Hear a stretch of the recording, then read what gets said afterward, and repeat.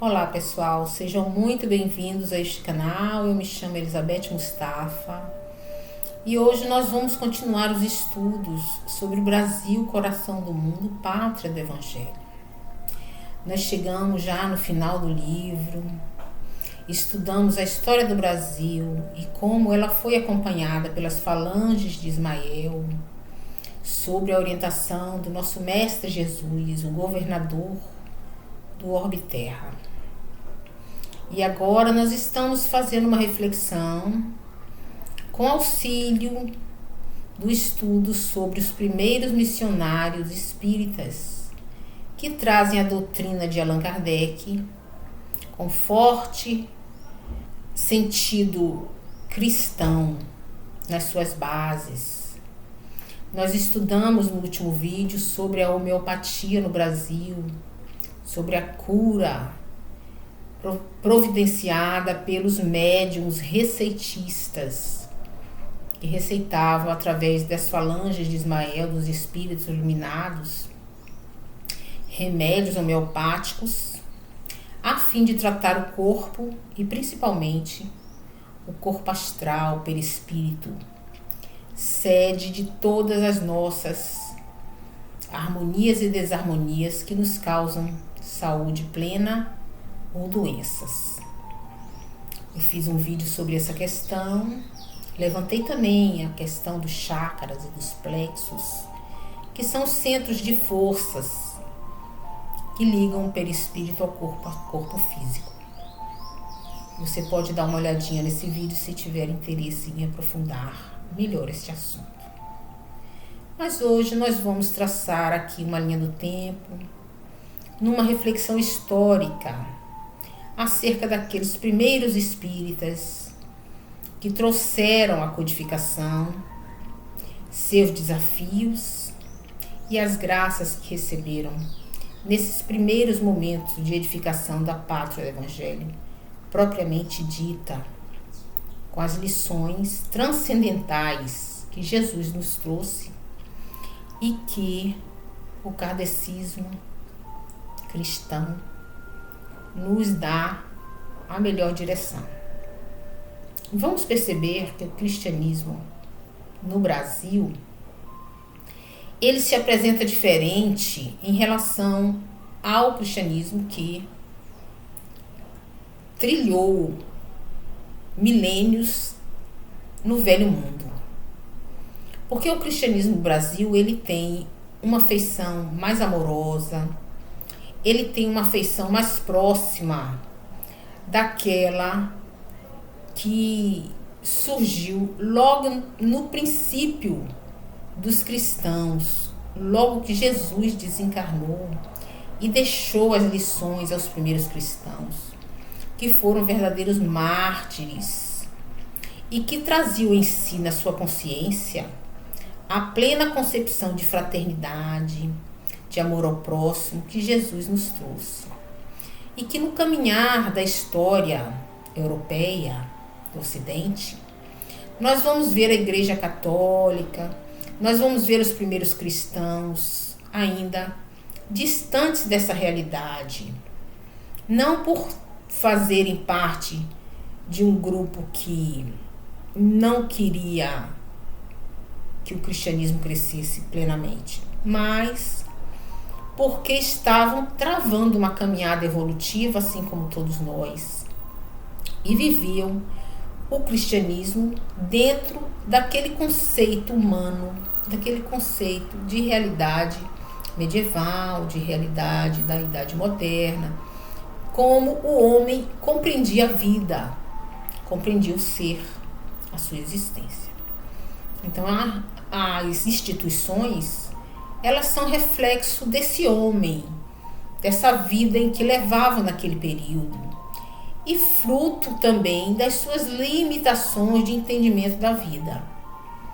Porque os primeiros cristãos, eles compreendiam intuitivamente as bênçãos que Jesus deixou para eles. E no caminhar da história, a humanidade vai despertando a sua compreensão para esta vida maior espiritual. E agora, no século XIX, nós já nos encontramos prontos para compreender as lições com mais amplitude. E o Espiritismo faz essa leitura das escrituras cristãs num viés racional, né, onde o bom senso e o compromisso espiritual estão em primeiro lugar. Mas sabemos que ainda assim nós ainda temos muitas vaidades, muitos personalismos que vão atrapalhar a caminhada, porque nos deixamos levar por essas limitações. Então, aqui neste momento, no Brasil, surgem vários e vários grupos de estudos espíritas que são citados no livro Brasil, Coração do Mundo, Pátria do Evangelho, e apontados os seus desafios, as suas limitações. Limitações estas que também fazem parte da nossa caminhada atual e que, ao estudarmos esses grupos, essas pessoas que desbravaram o território dogmático no Brasil, estamos também falando de nós mesmos, que estamos trabalhando no centro espírita, não só no centro espírita, mas nas igrejas cristãs, não é? No catolicismo. Nós estamos falando também daqueles que trabalham junto aos evangélicos, que vieram lá da raiz protestante de Lutero. Todos esses cristãos aqui no Brasil diferem daqueles da Idade Média, como eu já disse, e trazem consigo uma feição mais amorosa, mais compreensiva da realidade atual, porque agora nós já estamos entrando no terceiro milênio, em uma nova terra regenerada, em uma terra com nova matrix, ou seja, com a matriz diferenciada, uma matriz mais amorosa, mais fraterna, mais unida, não é? Capaz de compreender que as diferenças de interpretação são superficiais, mas o que mais importa é a ação no mundo, ação fraterna, e que é possível dialogar entre todos nós baseado naquele princípio de amorosidade, de fraternidade que Jesus nos ensinou. Então vamos ver agora o que nós encontramos aqui como relatos históricos de formação dos primeiros grupos que vêm ao Brasil trazer o espiritismo, o estudo das leis de Deus baseado nos ensinos de Kardec. Ao lermos o livro Brasil, Coração do Mundo, Pátria do Evangelho, nos últimos capítulos, a partir do estudo da vinda de Dr. Bezerra de Menezes, que nós já falamos também em 2 vídeos, sobre o chamado que Dr. Bezerra de Menezes teve para implantar no Brasil, junto com outros iluminados, o Espiritismo. A partir desses capítulos, nós vamos ver Humberto de Campos discorrer e falar sobre vários grupos que se formam aqui. Na página 142, nós vamos ver o relato de alguns grupos. Vamos ver aqui, que no Rio de Janeiro existia já um grupo de estudos espíritas que contava com grandes personalidades da época. Aspas para Humberto de Campos. Em 1853, a cidade, o Rio de Janeiro, já possuía um pequeno grupo de estudiosos, entre os quais se podiam notar a presença do Marquês de Olinda e do Visconde de Uberaba. Então ele já relata aqui no Rio de Janeiro esses estudiosos, não é? Que faz parte da cúpula do poder no Brasil e que já reconhece nesse estudo um estudo de importância. Em Salvador, esses núcleos de experimentação também existiam em idênticas circunstâncias. Tá vendo? Ele fala aqui em Salvador. Em 1865, o doutor Luiz Olímpio Teles de Menezes, olha aqui ele bota, ó, a referência, jornalista brasileiro, considerado como um dos pioneiros do espiritismo no país.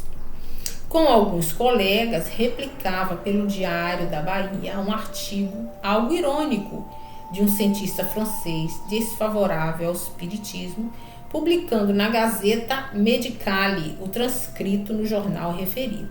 Então, o Luiz Olímpio, que é um dos pioneiros, ele já faz aqui uma oposição à ironia que se faz acerca dos estudos espíritas sobre as publicações brasileiras, que inclusive o próprio Allan Kardec tomou ciência dessas publicações, não é?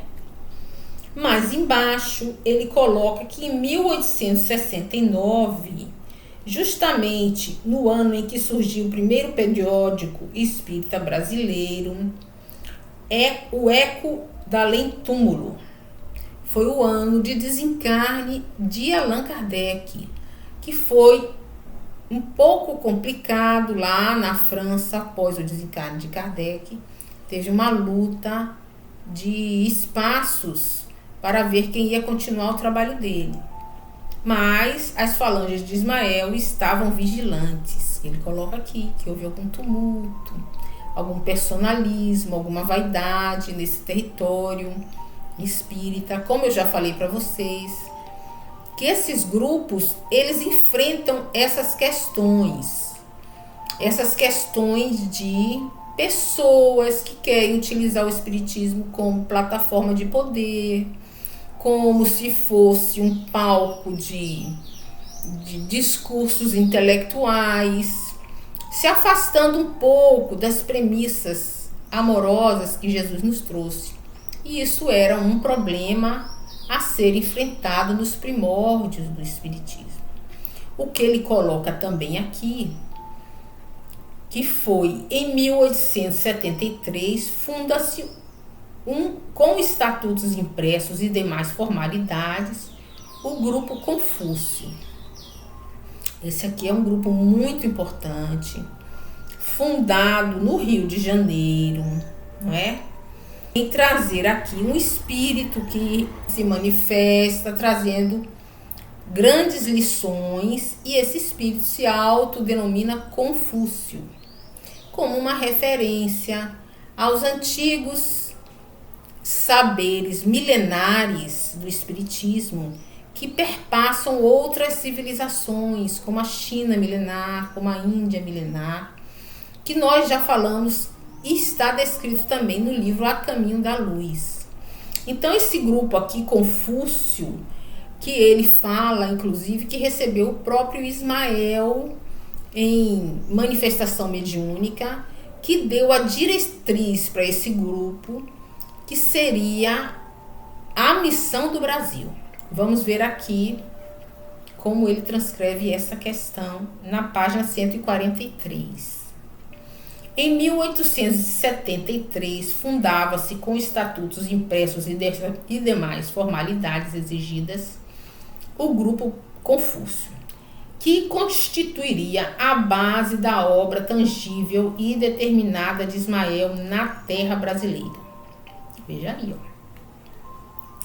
Por esse grupo passaram na época todos os simpatizantes da doutrina, e se efêmera foi a sua existência como sociedade organizada, memoráveis foram os seus trabalhos, aos quais compareceu pessoalmente o próprio Ismael, pela primeira vez esclarecendo os grandes objetivos da sua elevada missão no país do Cruzeiro.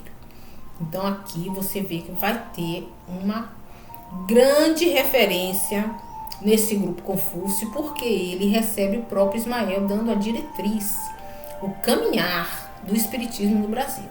Muito importante. Mas só durou 3 anos esse grupo. Por quê? Por que será, não é? Por que será que esse grupo não continuou? Eu vou falar daqui a pouco para vocês. Outro grupo que se formou aqui foi em 1876 a Sociedade de Estudos Espíritas Deus, Cristo e Caridade. Que ele coloca aqui, sob a direção esclarecida de Francisco Leite de Bittencourt Sampaio. E ele continua, grande discípulo do emissário de Jesus, que, juntamente com Bezerra, tivera a sua tarefa previamente determinada do alto. E a ele se reuniu Antônio Luiz Saião, em 1878, para as grandes vitórias do Evangelho nas terras do Cruzeiro. Nesse grupo aqui, viu? Maravilhoso também, Os espíritos enviados por Jesus, não é, gente? Gratidão eterna. Em 1880, o grupo espírita Fraternidade, não é? Com a qual se carrega em trunfo o bendito lema do suave estandarte do emissário divino mestre. Tá vendo? Aqui ele já traz mais esse grupo, dizendo que traz nesse grupo uma forma amorosa de Jesus também presente aqui. Aqui, outro dado. Em 1883, Augusto Elias da Silva, olha aqui embaixo, ele coloca fotógrafo português, radicado no Rio de Janeiro, pioneiro do espiritismo. Na sua posição humilde, lançava o Reformador, uma revista, né? Coadjuvado por alguns companheiros e com apoio das hostes invisíveis. Quer dizer, o Reformador vem aqui das mãos de Augusto Elias, que é uma revista muito importante na doutrina espírita, não é? As mesmas reuniões do grupo, desse humilde grupo, desse grupo espírita Fraternidade, Antônio Saião e Bittencourt Sampaio continuam também, tá vendo? E uma pleiade de médios curadores notáveis pela abnegação iniciam no Rio o seu penoso apostolado. Tá vendo? Elias da Silva e seus companheiros notam, entretanto, que a situação ia tornando-se difícil com as polêmicas esterilizadoras. Exatamente. Por quê? Porque começa uma discordância fútil, não é? O que a gente chama hoje de picuinhas intelectuais, que no meio de história e filosofia é muito presente, a gente sabe muito do que se trata. Nesse período, enfrentava-se muito essa questão de brigas, de desarmonia por ponto de vista, não é? Por interpretações várias. E aí o estudo vai ficando problemático, não é? E o que esse livro aponta claramente e que nós precisamos refletir profundamente, porque na nossa vida cotidiana também enfrentamos as mesmas questões. É que a luz trabalha, mas as trevas também trabalham, não é? As trevas também trabalham. E para amenizar esse ataque das trevas, foi convocado o Dr. Bezerra ao apostolado. Olha aqui como ele fala aqui, a esse tempo, os emissários do alto prescrevem categoricamente aos seus camaradas do mundo tangível. O que eles falam? O que eles falam para o povo que está encarnado? Os espíritos falam, chamem agora Bezerra de Menezes ao seu apostolado. Então, Bezerra de Menezes traz consigo a palma da harmonia, serenando todos os conflitos, e estabelece a prudência e a discrição entre os temperamentos mais veementes e combativos. Então, quer dizer, Dr. Bezerra de Menezes vem e traz a paz nesse núcleo. Vamos ver quais foram os desafios aqui citados, não é? Citados aqui, no livro. Voltei aqui na página 143 para falar sobre esse desafio que temos ainda até hoje nas nossas vidas cotidianas e em todas as religiões, não só no espiritismo. Aspas para Humberto de Campos, aqui na 143.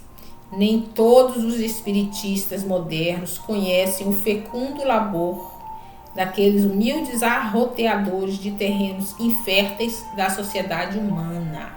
Então, quer dizer, Nem todo mundo conhece essa trajetória deles de luta, de batalha para manter o espiritismo vivo e caminhar, não é? A realidade é que eles lutavam denodadamente contra a opinião hostil no tempo e contra o anátema, aspas aqui, ele fala embaixo, ó, sentença de maldição que expulsa da igreja excomunhão, reprovação enérgica, condenação, repressão, maldição, execração. Então, tudo isso os primeiros espíritas enfrentaram, não é? Os preconceitos religiosos, as maledicências, né? Os conflitos filosóficos, materialistas, eles sofreram tudo isso. O insulto e o ridículo e, sobretudo, contra as ondas reacionárias das trevas no mundo invisível. O que ele quer dizer com isso? Espíritos que trabalham contra a obra de Jesus na espiritualidade, para não deixar que o Brasil seja a pátria do Evangelho e para não deixar que esse conhecimento espiritual seja trazido aqui à luz da humanidade. Não é? E continua contra as ondas reacionárias das trevas do mundo invisível, para levantarem bem alto a bandeira de Ismael como manancial de luz para todos os espíritos e de conforto para todos os corações. Então, enfrentaram tudo isso para levantar essa bandeira de luz e consolo a todos os corações. Porque imagine a pessoa que conhece a vida espiritual, uma pessoa que perdeu os seus entes queridos, uma mãe que perde o seu filho jovem e sabe que aquele amor não está perdido, que ainda poderá encontrá-lo na espiritualidade. Então é um alento, um consolo para a humanidade, é uma porta que se abre para a reflexão e que traz muitas coisas boas, evita suicídios, evita depressão, faz com que as pessoas sejam mais dóceis e amorosas, porque sabem que estão aqui no momento de aprendizado e que quanto mais se aproximam de Jesus, das suas leis, da fraternidade universal, mais rápido sairão da dor e entrarão num fluxo de alegria. Você pode perceber na mente e na sintonia das pessoas que seguem Jesus em todas as religiões. São mais brandas, mais amorosas, são mais sorridentes, são mais confiantes, são mais prósperas. Porque quando se reequilibram nas suas vidas materiais, tendem a melhorar a sua prosperidade e tendem a compreender o outro, a ter mais compreensão com os problemas da vida, com os problemas que o outro irmão enfrenta, porque sabe que são apenas desafios de aprendizado espiritual e que nós não viemos aqui apenas para passear, curtir a praia e enriquecer. Nós viemos aqui a trabalho, nós não viemos a passeio. Quando nós compreendemos a vida espiritual, aquilo que nos tange de importância sobre a humanidade, sobre o cosmos, nosso compromisso com Deus, com os nossos semelhantes, nós tendemos a ser pessoas brandas, não é? E até mais inteligentes, porque buscamos o conhecimento para que sejamos cada dia mais felizes, mais realizados em nossas vidas. Então aqui Ismael coloca como, não é, a espiritualidade também trabalha contra Jesus. E aqui na página 144 tem outro trecho muito grande. Outro trecho muito grande aqui, ó, falando desse ataque invisível e arrojado das trevas. Tá aqui aspas para Humberto de Campos. O trabalho maléfico das trevas no plano invisível é arrojado e perseverante. No seio desse redil de almas humildes e simples, esclarecidas à luz dos primeiros cristãos, onde militavam espíritas lúcidos e sábios, como Bittencourt Sampaio, que abandonara os fulgores enganosos de sua elevada posição de literatura e da política para se apegar às claridades do ideal cristão. E as entidades tenebrosas conseguem encontrar o médium pronto para a dolorosa tarefa de fomentar a desarmonia. Então, até plantar no seio dos grupos pessoas que vão fazer a desarmonia, a espiritualidade das trevas trabalha. Então, hoje nós enfrentamos ainda esse ataque. Por quê? Porque nós temos que fazer a reforma íntima. Enquanto nós estivermos vaidosos, competindo com os nossos semelhantes para vencer discussões estéreis, nós estaremos abrindo portas para que as trevas nos atrapalhem a caminhar. Esse livro é muito interessante, ele vai discorrendo sobre essas questões que nós precisamos refletir. Porque, na verdade, nós, até hoje, temos esse ataque dos materialistas nos centros espíritas. Quantos de nós não entramos num centro e vemos pessoas defendendo velhas doutrinas autoritárias, velhas doutrinas tirânicas dentro do centro espírita, alimentando teorias mundanas que prejudicam a humanidade? Vocês vão dizer que eu estou falando uma coisa enganada, mas não estou não. Veja só aqui na página 185, quando Humberto de Campos fala do pensamento materialista atrapalhar os estudos espíritas no Brasil. Olha aqui, ó. Ele fala aqui de uma época em que o Brasil enfrenta também hostilidades. Hostilidades que é aqui já no capítulo 30, quando fala de pátria do Evangelho, na página 185. Preste atenção, porque vocês vão dizer que eu não estou lendo aqui. Está aqui no livro, ó. Estou lendo para vocês. Nesta época de confusão e amargura, quando com as mais justas razões se tem por toda parte a triste organização do homem econômico da filosofia marxista, que vem destruir todo o patrimônio de tradições dos que lutam e sofreram no pretérito da humanidade. Olha aqui, ó. Tá falando que a filosofia marxista vem destruir tudo o que o homem construiu de civilizado no planeta.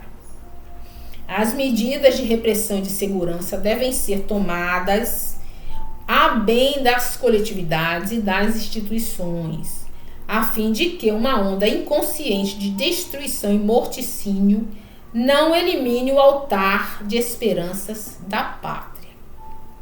Como estivesse cantando a pedra aqui. Porque esse livro foi escrito em 1938, no Entre Guerras, né? Entre a Primeira e a Segunda Guerra Mundial, naquele período onde as guerras estavam acontecendo. E ele fala aqui, ó, continua, que o capitalismo, visando a própria tranquilidade coletiva, seja chamado pelas administrações ao debate, a incentivar com seus largos recursos a campanha do livro do saneamento e do trabalho em favor da concórdia universal. Foi eu que escrevi, não. Foi aqui, Humberto de Campos, pela mediunidade de Chico Xavier. Então, quando a gente vê espíritas defendendo teoria marxista, sinto muito, irmão. Você está trabalhando para o outro lado. Pense bem antes de trazer para a doutrina espírita essas teorias destrutivas, que por onde passou só trouxe dor, sofrimento, depressão, suicídio, abortos, sexo irresponsável, destruição de famílias. Eu trago aqui essa fala dura, mas muito atual. Eu vou aos centros espíritas hoje e muitas vezes me deparo com esses discursos e misturados aos ensinamentos da doutrina. Então a gente não pode deixar que isso aconteça. É muito triste que hoje ainda estejamos vivendo isso. Principalmente porque agora estamos enfrentando a transição planetária. Isso já foi dito para nós, que a partir deste momento, tudo que vier com violência e autoritarismo vai cair. Todos esses sistemas que querem obrigar as pessoas a seguir cegamente as suas doutrinas vão cair.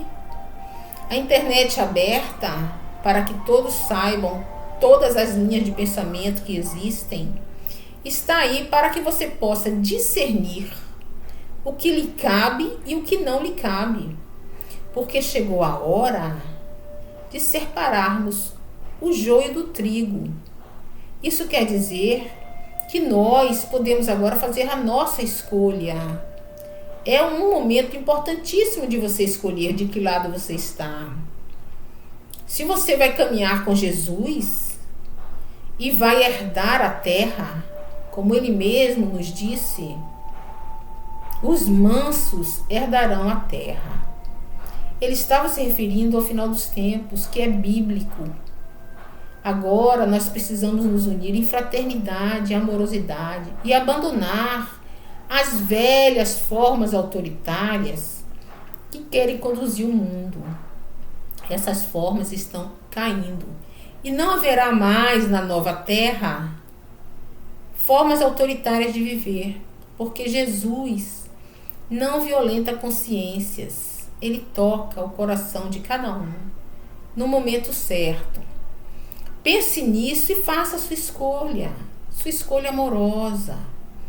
Não acredite em teorias autoritárias que vá determinar a evolução dos seus semelhantes, porque cada um é responsável pelas suas escolhas.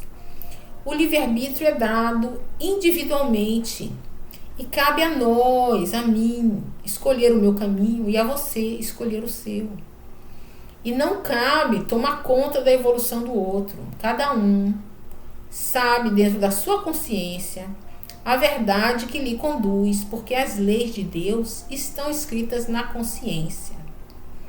Vamos agora partir para verdadeiramente edificar a pátria do Evangelho no Brasil, levando a todos aqueles que não conhecem Jesus nessa sua amorosidade para a família, para o trabalho, para todos os outros países que ainda não conhecem essa verdade de Jesus.